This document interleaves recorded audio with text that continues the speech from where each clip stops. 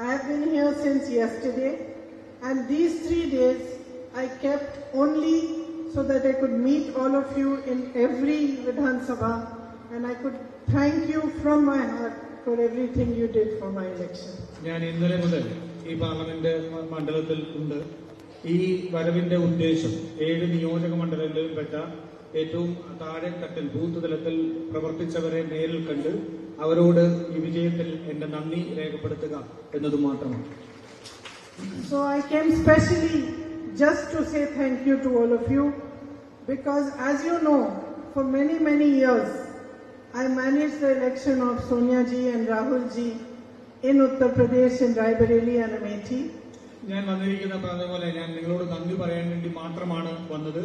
ഞാൻ കഴിഞ്ഞ ഏകദേശം 35 വർഷമായി റായ്ബറേലിയിലും അമേഠിയിലും രാഹുൽജിയുടെയും സോണിയാഗാന്ധിയുടെയും തിരഞ്ഞെടുപ്പുകൾ ഏകോപിപ്പിക്കുന്ന ചുമതലയുണ്ടായിരുന്നു.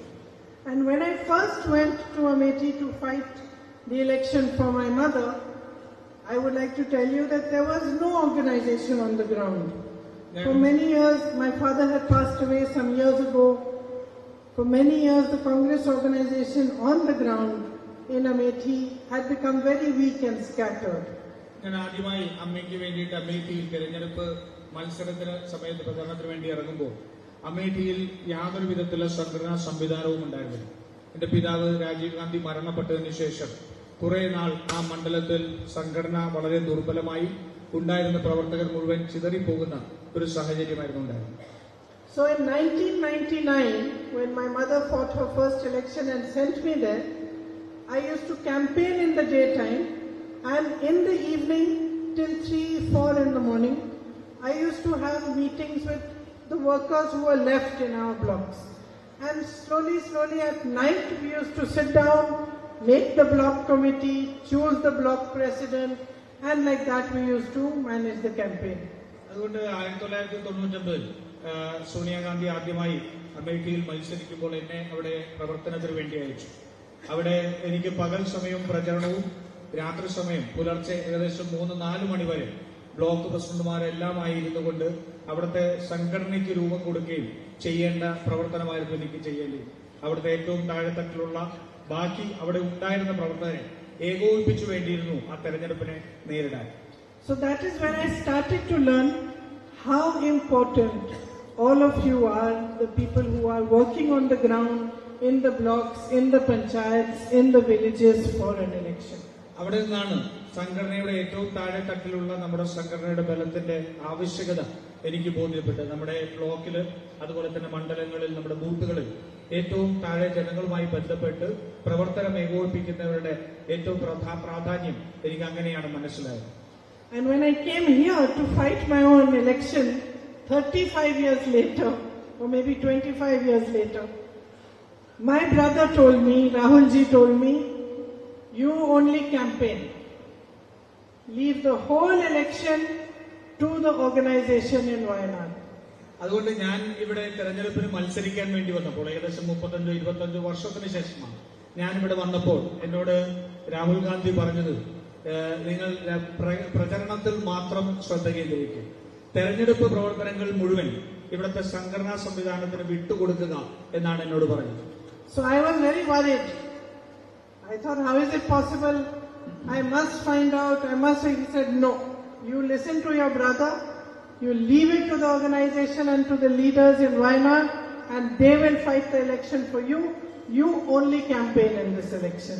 എനിക്ക് ആദ്യം ആശങ്കയുണ്ടായിരുന്നു, അതെങ്ങനെയാണ് ഞാൻ ഒന്നിലും ഉൾപ്പെടാതെ അല്ലെങ്കിൽ എന്റെ മേൽനോട്ടമില്ലാതെ ഒരു തെരഞ്ഞെടുപ്പ് എങ്ങനെ മുന്നോട്ട് കൊണ്ടുപോകാൻ സാധിക്കുമെന്നുള്ളതിനെ സംബന്ധിച്ച് ആശങ്കയുണ്ടായിരുന്നു. പക്ഷെ എന്റെ സഹോദരൻ പറഞ്ഞു, ഇല്ല, നിങ്ങൾ പ്രചരണത്തിൽ മാത്രം ശ്രദ്ധിക്കുക, ബാക്കി തെരഞ്ഞെടുപ്പിന്റെ മുഴുവൻ പ്രവർത്തനങ്ങളും വയനാടിന്റെ നേതൃത്വത്തിലും സംഘടനാ സംവിധാനത്തിലും വിട്ടുകൊടുത്താൽ മാത്രം മതി എന്നാണ്. So I listened to him and I noticed wherever I went that you were working as one team. അത് അദ്ദേഹത്തിന്റെ അഭിപ്രായം പോലെ തന്നെ ഞാനത് ശ്രദ്ധിച്ചു, ഞാനത് കേട്ടു. ഞാൻ പക്ഷെ തെരഞ്ഞെടുപ്പിന്റെ സമയത്ത് എവിടെ ചെല്ലുമ്പോഴും നിങ്ങൾ ഓരോരുത്തരും ഒരു മനസ്സോടുകൂടി ഒരു ടീമായിട്ട് നിന്ന് പ്രവർത്തിക്കുന്നത് എനിക്ക് കാണുവാൻ സാധിച്ചു. That while I was going campaigning, you were going house to house, family to family, talking, distributing pamphlets, spreading the word, and fighting for our party and our alliance.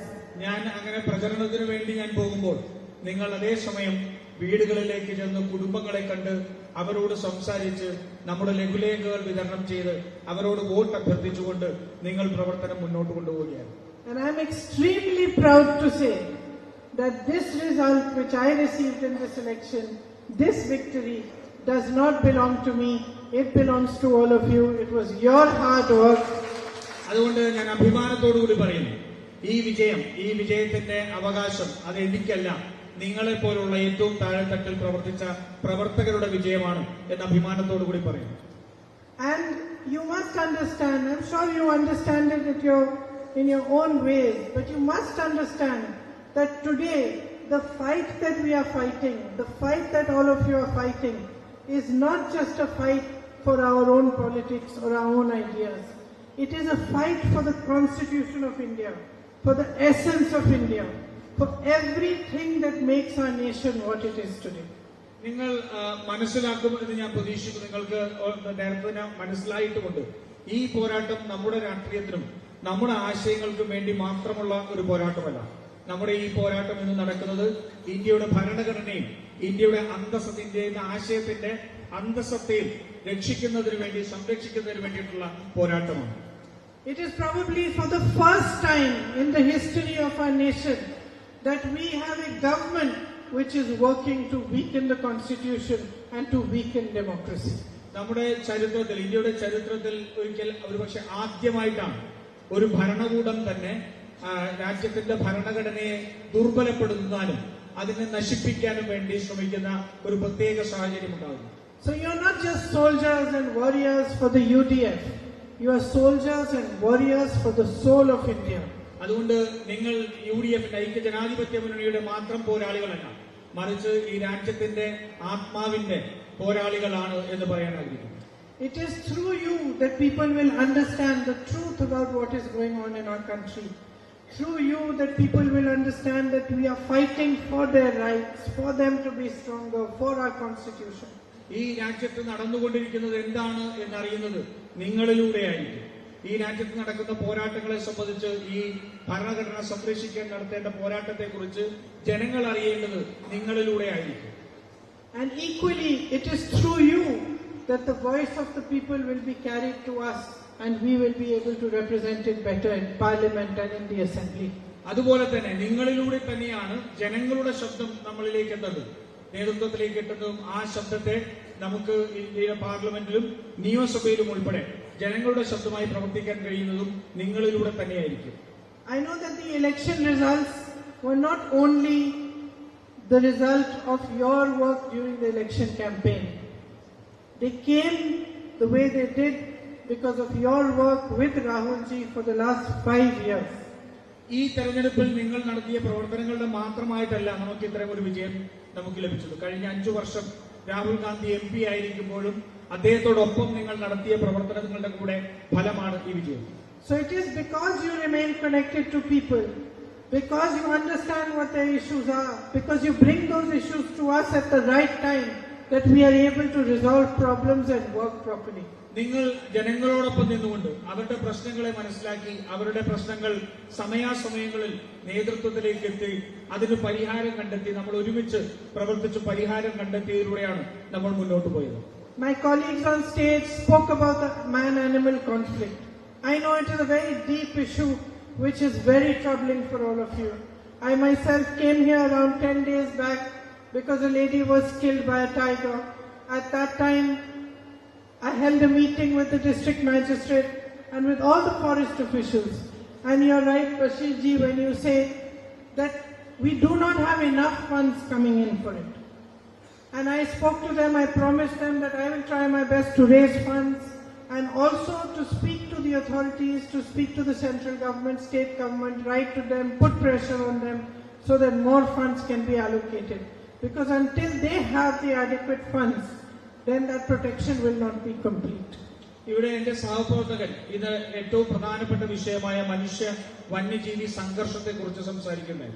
ഞാനിവിടെ കഴിഞ്ഞ ദിവസം കടുവ ആക്രമണത്തിൽ ഒരു സ്ത്രീ കൊല്ലപ്പെട്ടപ്പോൾ ഞാൻ അവരുടെ വീട്ടിൽ ഉൾപ്പെടെ വന്നിരുന്നു. അതിനുശേഷം ജില്ലാ അധികൃതരുമായി ഞാൻ ഇത് സംബന്ധിച്ച് ചർച്ച നടത്തിയിരുന്നു.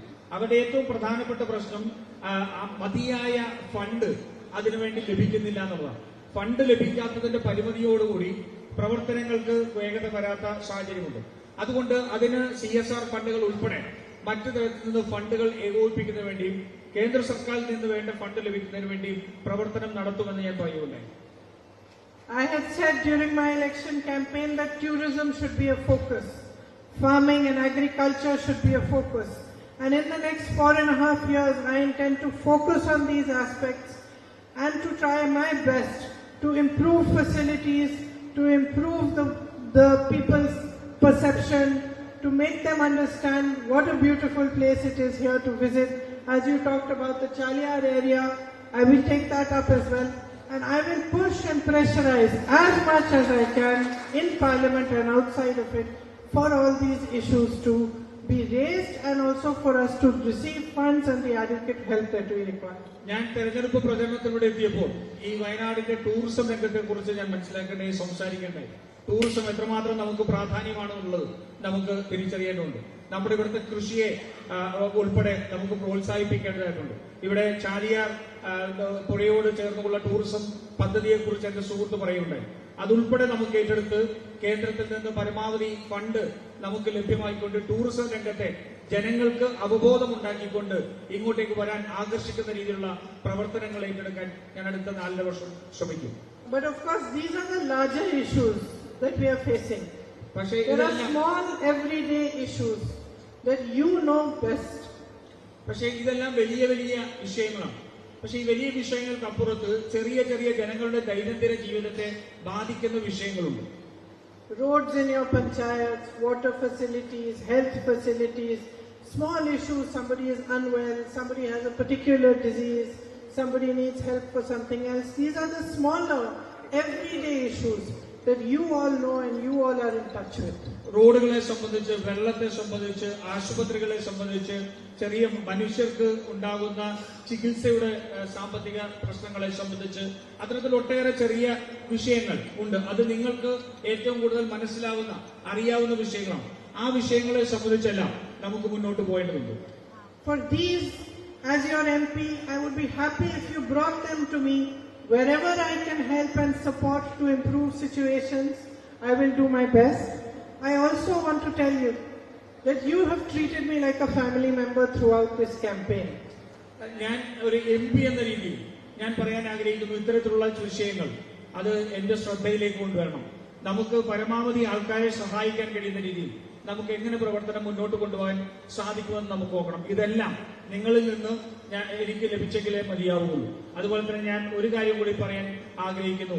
നിങ്ങൾ എന്നെ നിങ്ങളെ കുടുംബത്തിലെ ഒരു അംഗത്തെ പോലെയാണ് നിങ്ങൾ എന്നെ സ്വീകരിച്ചത്. You have given me your love, your support, your hard work.